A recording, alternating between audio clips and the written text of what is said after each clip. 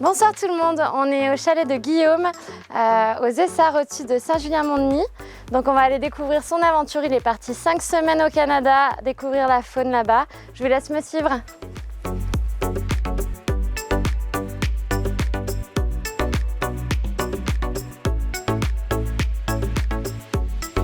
Merci Guillaume de nous accueillir à ton chalet, tu nous as même préparé un petit feu. Donc tu vas nous raconter un petit peu ton aventure au Canada où tu es parti d'abord en tant que guide et ensuite pour découvrir les espèces là-bas. Ouais, donc en fait voilà, je suis guide photographe, guide nature aussi. Donc pendant 2 semaines j'étais avec un groupe de personnes et après pendant 3 semaines je suis vraiment parti dans ce territoire qui est assez sauvage, hein, donc le Yukon, donc nord-ouest du Canada et une partie de l'Alaska. C'est le dernier jour où j'ai guidé. Simplement, on est arrivé au-dessus d'une rivière qui était super jolie et je me suis dit, bah voilà, mon voyage il va commencer là, je vais louer un kayak pour la première semaine et j'ai démarré le voyage comme ça. Donc c'était pas la première fois que tu partais là-bas, c'est la 3e fois que tu y allais et comment est-ce que tu t'es préparé pour ce voyage au niveau de la sécurité, de la préparation physique, de l'alimentation? Comme je disais, c'est un des endroits les plus sauvages de la planète, hein, le Yukon, je crois, il y a 40 000 habitants sur la surface de l'Espagne, en gros. Donc c'est principalement dans Whitehorse qu'il y a des gens, puis dès qu'on s'écarte, il n'y a plus grand monde. Il n'y a pas de réseau de téléphone, la plupart du temps. Il n'y a que quelques petits hameaux où on croise, ou des fois quelques maisons où le téléphone y passe. Et en fait, dès qu'on s'éloigne de la route, parfois il n'y a même pas de traces de vie humaine, donc même pas un sentier, même pas... Voilà, donc quand on part comme ça, c'est sûr que déjà on ne peut pas forcément contacter des secours. Donc j'avais quand même, on m'avait prêté une voiture, donc je pouvais partir de la voiture. Donc des fois j'allais pas à plus de 2 jours, 3 jours de marche de la voiture. Mais juste si on se fait une entorse de la cheville, on sait que peut-être si on met le double de jours à revenir, ça peut être très compliqué. Voilà, faut faire attention à tout. La moindre petite chose peut vite prendre une grande ampleur. Et puis c'est une terre où il y a des grizzlies, donc c'est sûr dormir avec les ours, ça plonge dans l'ambiance. Mais voilà, donc j'ai navigué entre partir en kayak où je pouvais mettre la toile de tente dans le kayak, donc faire des descentes de rivière ou aller sur des lacs. J'ai remonté des barrages de castors, des fois, qui avaient construit plusieurs lacs, et à me retrouver dans des lacs complètement isolés. Donc, ma première nuit, c'était sur une petite île déserte au milieu d'un lac. Voilà, arrivé en kayak avec le matériel de bivouac. Et puis après, j'ai continué, et puis j'ai fait des descentes de rivière. Et après, je suis parti plutôt en montagne, chercher certaines espèces. Et donc pendant ton aventure, quelles ont été les galères que tu as rencontrées ? Le lendemain où j'ai dormi sur l'île déserte, là, sur la petite île, c'était calme plat sur l'eau, c'était vraiment sublime le matin. Ouais. J'ai fait des images assez incroyables, on pourra en parler après. Et l'après-midi, je suis parti sur un autre lac. Et là, le vent s'est levé, du coup, il peut y avoir des vagues qui arrivent très très grosses. Donc déjà, juste ça aurait été en canoë, ça aurait été plus compliqué qu'en kayak. Et là, je voulais atteindre une île parce que je voyais des grosses averses de pluie qui arrivaient. Et du coup, je voulais juste sortir mon chapeau, ma veste et tout ça. Je me dis, je fais une pause sur l'île et puis je repars. Ouais. Et en fait, je ne trouvais pas accoster sur cette île. Il y avait des broussailles partout, des cassures sur les berges. Et il y a un endroit où avec les vagues, je pouvais accoster. Mais c'était quand même un petit peu raide. Donc j'ai traîné un peu le kayak, un peu dans les buissons. Je me suis juste mis sur l'île. J'ai sorti la veste pour me préparer à la pluie et tout. Et quand je me suis retourné, il y avait une carcasse, pas finie d'être mangée, une crotte d'ours toute fraîche. Et donc c'est sûr que l'ours, en fait, il était en train de dormir sur l'île, qui était toute petite, quoi. Et là, j'avais pas envie de rester là. Du coup, j'ai essayé de remettre le kayak à l'eau, mais j'étais coincé dans les branches. J'ai pas réussi à clipper. J'avais une sorte de tenue un peu étanche, quoi, qu'on met pour fermer le kayak. Ouais. Du coup, si je la clippais devant, elle sautait derrière. Et du coup, j'avais l'eau des vagues qui rentrait dans le kayak. Du coup, c'était un petit coup de pression. Ouais.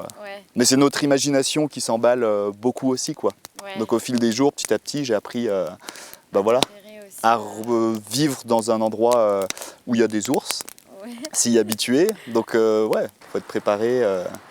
Il peut y avoir quelques accidents, hein, mais un ours, voilà, il y a peut-être un mort tous les 2 ans au Canada. Et en fait, juste de monter dans sa voiture, c'est bien plus dangereux que de dormir où il y a des ours. Et donc pendant tes voyages, quand tu es guide, tu mets un point d'honneur à sensibiliser les personnes que tu accompagnes sur le respect de l'environnement et sur le respect des animaux, des espèces. C'est vraiment important et justement sur les ours, là où on va les observer, donc il y a des grosses différences avec les grizzlies entre si on est sur le bord de la côte où il y a tous les saumons qui peuvent remonter le long des rivières, ils ont à manger en abondance et là on peut les voir assez facilement sans que ce soit très dangereux et pour nous et aussi pour les ours. Parce qu'ailleurs, il y a des dérives parfois, des gens qui voudraient les prendre en photo, des gens qui pourraient les appâter. Et vraiment, au Canada, en Alaska, on dit généralement un ours qui est nourri, c'est un ours mort. Ouais. C'est en fait, l'ours, il assimile très vite les choses. S'il a appris qu'il a à manger pas loin des humains, dans les poubelles ou parce que les gens ont laissé des choses exprès, etc. Et ben les autorités, ils abattent l'ours parce qu'ils n'ont pas envie qu'il vienne trop proche des humains. Ouais, voilà. Donc dans nos pratiques, il faut quand même faire attention pour les respecter, quoi. Et donc je pense que ça se prépare un voyage comme celui-ci et j'imagine que tu as dû avoir un régime spécifique et une préparation physique aussi avant de te lancer. Et ben ouais, même là-bas au milieu de nulle part, au milieu de l'Alaska, je faisais de la musculation quasiment tous les jours pour se maintenir en forme et justement pour être paré un peu à tout. Et du yoga aussi, donc c'est drôle hein, d'avoir le côté un peu bûcheron et puis exactement. Mais parce que je trouve qu'en fait c'est juste complémentaire, ce qu'on fait forcer les muscles des fois dans un sens et pas dans le sens inverse, et de pouvoir les étirer, d'être toujours bien, d'arriver à redétendre des choses. Donc par exemple quand je suis parti en kayak, j'ai passé des rapides à un moment et je discutais il n'y a pas si longtemps que ça avec un gars qui a fait des grosses expéditions en kayak et il disait que voilà, en kayak quand on donne des gros coups de pagaie dans de l'eau qui a une puissance assez importante, on peut se faire des luxations d'épaule facilement. Et si on n'est pas préparé, qu'on est tout seul, qu'on se luxe une épaule et qu'on est au milieu d'une rivière, tout de suite ça devient compliqué. Je pense qu'il y a beaucoup de gens qui seraient très perturbés là-bas. C'est d'aller par exemple dans la toundra ou dans des zones où tu as vraiment un silence très profond. Ouais. Et quand j'y étais il y a 3 ans, ça m'avait plus perturbé. Pourtant on était à 2, mais la première fois d'arriver dans la toundra et d'avoir vraiment aucun son et un silence tellement profond que même là en haute montagne, chez nous, je ne retrouve pas ça. Nous, il y a quand même des petits passages des fois d'avions, des couloirs aériens, même assez loin. Et là, si on est suffisamment au nord, il n'y a rien du tout dans l'air. Et du coup, le plus perturbant, là où on est le plus face à nous-mêmes, c'est dans un silence, mais total, quoi. Juste en étant assis, on entend juste notre respiration, on entend même carrément le sang qui bat dans ses oreilles. On n'entend rien d'autre. Et je pense que c'est ce qui fait peut-être le plus peur à beaucoup de gens, c'est ce silence profond. Donc là, ouais, il faut imaginer que je suis tout seul sur cette île. Autour, il y a de la forêt boréale. Donc, on pourra parler après, il y a différents milieux quoi, dans ces territoires du nord. Et là, quand le soir arrive, il commence à faire sombre. J'entends ce cri.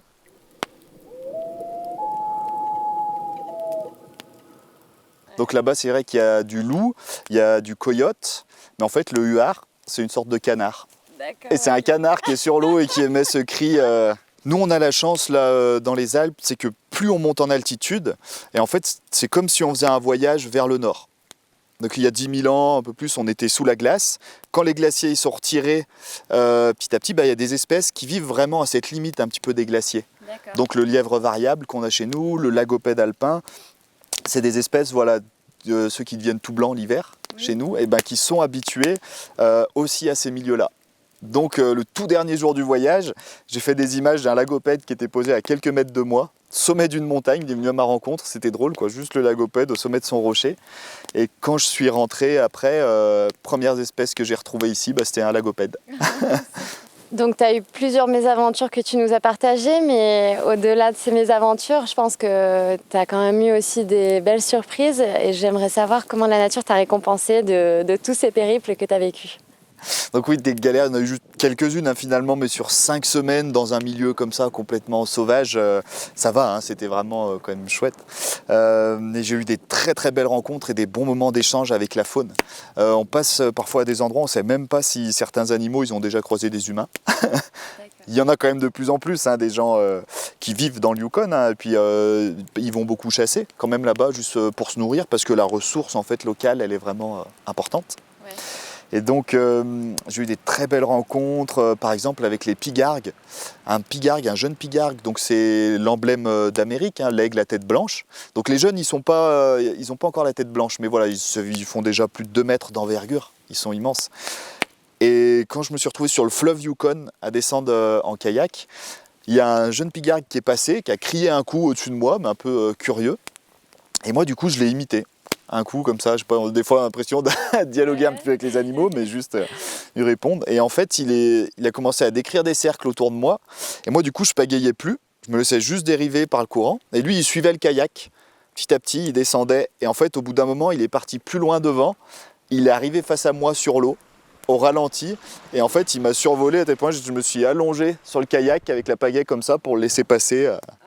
Peut-être juste 1,50 m au-dessus de moi, quoi. Il ne m'aurait pas tapé dedans, mais d'être plongé juste dans son regard, puis d'être survolé par plus de 2 mètres comme ça, au milieu de l'eau, quoi, c'était assez magique. Après, j'ai eu la chance aussi de voir un gros élan, donc un orignal. L'élan, l'orignal, c'est la même espèce. Donc c'est le plus grand mammifère qu'on a, hein, dans l'hémisphère nord. Donc celui du Yukon, c'est le plus gros du monde. Donc il peut faire 2,30 m au garrot. Donc c'est plus gros qu'un cheval. La plupart des gens qui vont regarder le reportage, là si vous imaginez chez vous le plafond, dans la plupart des maisons, le dos de l'élan il va toucher le plafond et la tête elle est encore au-dessus. Avec des bois, le record du monde il est à Dawson City justement, où les bois de l'élan ils font plus de 2 mètres de large. Donc on peut s'allonger dans ces bois. Et donc moi j'ai vu un élan qui était à l'autre bout d'un lac et en fait il a traversé le lac à la nage le soir dans les dernières lumières pour venir me renifler. Parce que c'était la période du rut, il m'a entendu aussi et du coup il est venu par curiosité puis il est reparti. Et très belle rencontre aussi animale que j'ai fait, du coup c'est avec les ours mais là où ils vont pêcher les saumons. Donc c'est génial de voir les ours sortir des fois pas loin dans les rivières, essayer de sauter sur les poissons, des fois ils se font rouler, ils ont des attitudes vraiment assez drôles quoi. Ouais. Le saumon leur passe entre les pattes, et certains ours sont assez efficaces pour les attraper. Et ce qui est vraiment génial, c'est d'observer les petits oursons.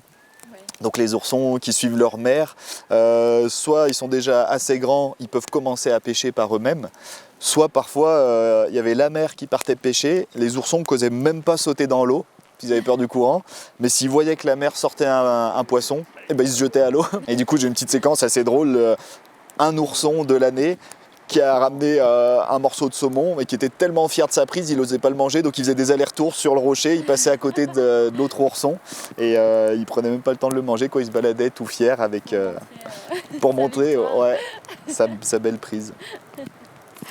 Guillaume, merci pour le temps que tu nous as accordé, merci de nous avoir fait rêver avec tes aventures au Canada. On te retrouve bientôt, cet hiver tu vas sortir un film sur Ushuaïa. Quant à nous, on se retrouve bientôt dans une nouvelle émission. Merci de nous avoir suivis.